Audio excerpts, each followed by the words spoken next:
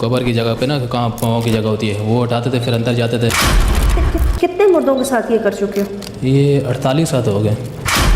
तो आज मैं बताने वाला हूँ एक ऐसा केस जिसे सुनकर आपके भी रोंगटे खड़े हो जाएंगे। आप सोच नहीं सकते कि लोग अपने हवस पूरा करने के लिए इस हद तक गिर सकते हैं। इस दुनिया में ना तो लड़कियां जिंदा सेफ है, ना ही मरने के बाद लोग अपने हवस पूरा करने के लिए इस हद तक गिरने को तैयार है। आप सपने में भी नहीं सोच सकते।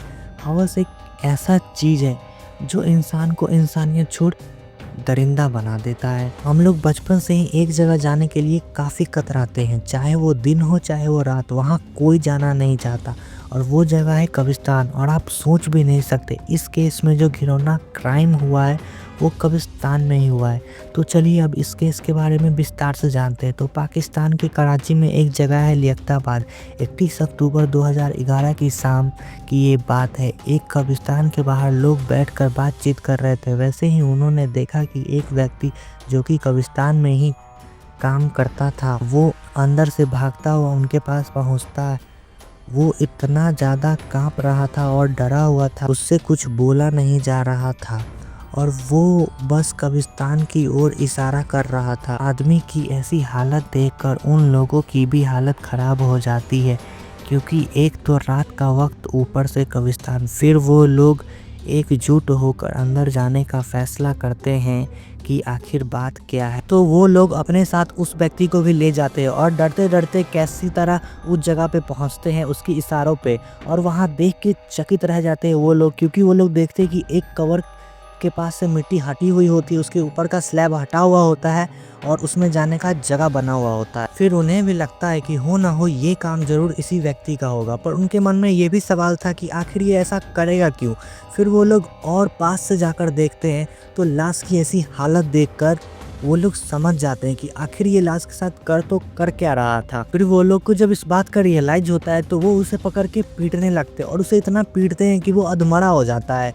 फिर वो लोग पुलिस को बुलाते हैं और उसे पुलिस के हवाले कर देते हैं। और जब पुलिस वाले पूछताछ करते हैं तब जाकर सारी बात शुरू से वो बताता है। अब यहाँ से सारी कहानी स्टार्ट होती है। तो इस शख्स का नाम है मोहम्मद रियाज। ये पाकिस्तान के पंजाब प्रांत के एक जगह सरगोधा का रहने वाला था। सरगोधा से कुछ साल पहले वो रोजी रोटी की तलाश में कराची पहुँचता है। उसके बाद वो इधर उधर घूमता है नौकरी की तलाश में। कभी कभी छोटा मोटा काम कर लेता था तो कभी मजदूरी कर लेता था, पर उसे कोई टिकाऊ काम नहीं मिल रही थी। ऐसा करते करते कुछ समय बीत जाता है। इसी दौरान उसकी एक वजीरा नाम के आदमी से दोस्ती होती है। वजीरा वहीं लियाकताबाद के एक कब्रिस्तान में कब्र खोदने और कब्र पे पानी डालने का काम करता था। वजीरा से मिलने के बाद रियाज अपनी परेशानी के बारे में बताता है। वजीरा उसे अपने कब्रिस्तान में काम दिलवा देता है। फिर मोहम्मद रियाज एक जगह टिककर नौकरी करने लगता है। तो जैसे जैसे वक्त बीतता गया वैसे वैसे इन दोनों में गहरी दोस्ती हो गई। कुछ दिनों बाद रियाज ने ये नोटिस किया कि कब्रिस्तान में शाम के वक्त कोई लाश आती थी। तो वजीरा ये देखता था कि ये लाश आदमी की है या औरत की। अगर वो लाश औरत की होती थी तो वजीरा रात में उस कब्र के पैर के तरफ की मिट्टी हटाकर कब्र के ऊपर का पत्थर हटाकर उसके अंदर चला जाता था और फिर कुछ समय बाद वापस आ जाता था। फिर वैसे ही कब्र को पहले जैसे ढक के बंद कर देता था।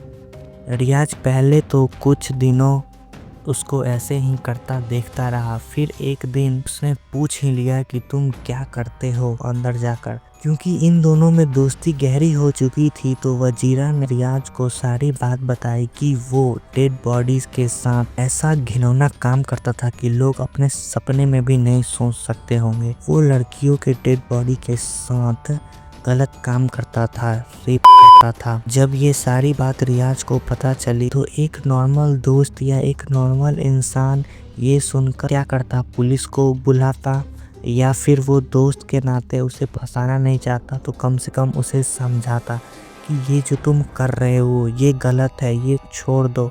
पर नहीं, उसने ऐसा कुछ नहीं किया और उल्टा अब ये उसके साथ मिल गया और फिर दोनों मिलकर इस घिनौने काम को करने लगे और अब ऐसा हर वो लाश के साथ करता जो शाम के वक्त आता। ऐसा इसलिए ताकि उनको ताजी लाश मिल सके और शाम के वक्त लाई लाश को दफनाने में 2 से 3 घंटे का वक्त लग जाता था और यही अंधेरे का फायदा उठाकर वो लोग इस काम को अंजाम देते थे। ऐसा ही चलता रहा पर कुछ समय बाद वजीरा की हाई डोज ड्रग्स के कारण मौत हो जाती है क्योंकि उसे नशे का भी लत था। पर इससे रियाज को कुछ फर्क नहीं पड़ता है, वो अपना घिनौना सिलसिला जारी रखता है और अब अकेले ही वो इस काम को अंजाम देता था। फिर एक दिन 31 अक्टूबर 2011 की शाम की बात है। एक मुर्दा लड़की को दफनाने लाया जाता है और उस लाश पे भी रियाज की नज़र थी।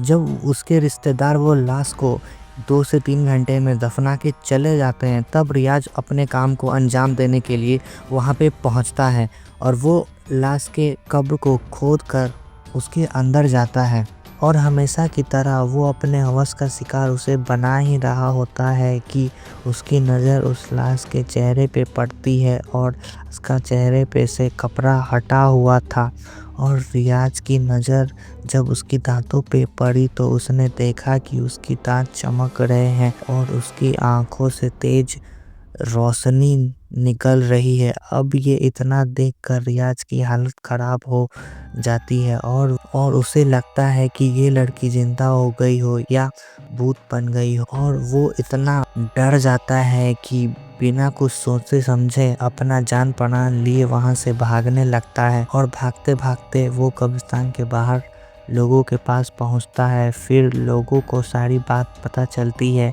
लोग उसे पीटते हैं, पुलिस के हवाले कर देते हैं।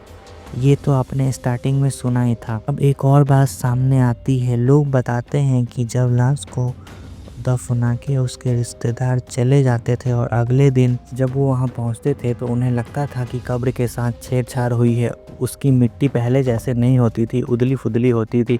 तब वो इसकी शिकायत कब्रिस्तान के मुजामिनों से करते थे पर वो बात को सीरियसली ना लेते हुए सोचते थे कि शायद ये किसी जानवर का काम होगा क्योंकि उस टाइम उन्हें ये नहीं पता था कि वो जानवर कोई और नहीं, ये दोनों दरिंदा रियाज और वजीरा था। ये सारी बात सामने आई जब पुलिस स्टेशन में रियाज से पूछताछ की तब रियाज ने खुद कबूल किया कि वो 48 महिलाओं के साथ ऐसा घिनौना काम कर चुका है 1.5 से 2 साल के अंदर। और जब ये खबर मीडिया के द्वारा पाकिस्तान के लोगों तक पहुंची मानो पूरे पाकिस्तान में एक हड़कंप सा मच गया। उसके बाद ये मामला कोर्ट में पहुंचा तो हर 48 मामला की सुनवाई अलग अलग करने का फैसला लिया गया जिसमें से 9 से 10 मामलों में रियाज को फांसी की सज़ा हुई। पर पता है हैरानी की बात यह है कि रियाज आज भी जिंदा पाकिस्तान के जेल में सड़ रहा है और आज भी लोग उसके फांसी का इंतज़ार कर रहे हैं क्योंकि बाकी के मामले अभी भी कोर्ट में चल रहे हैं, फैसले आने अभी बाकी है और उम्मीद है कि उसे जल्द ही फांसी होगी। तो कहते हैं कि मरने के बाद इंसान का इस दुनिया से कोई नाता नहीं होता, पर इसी दुनिया के कुछ दरिंदे इंसान उन्हें मरने के बाद भी चैन से नहीं। तो इस केस के बारे में आपका क्या कहना है, कमेंट करके अपनी राय ज़रूर बताएं और इस वीडियो को लाइक करके चैनल को सब्सक्राइब कर दें ताकि ऐसे ही वीडियो आपको मिलते रहे। तो आज के लिए इतना ही, फिर जल्द ही मिलते हैं एक और नए केस के साथ।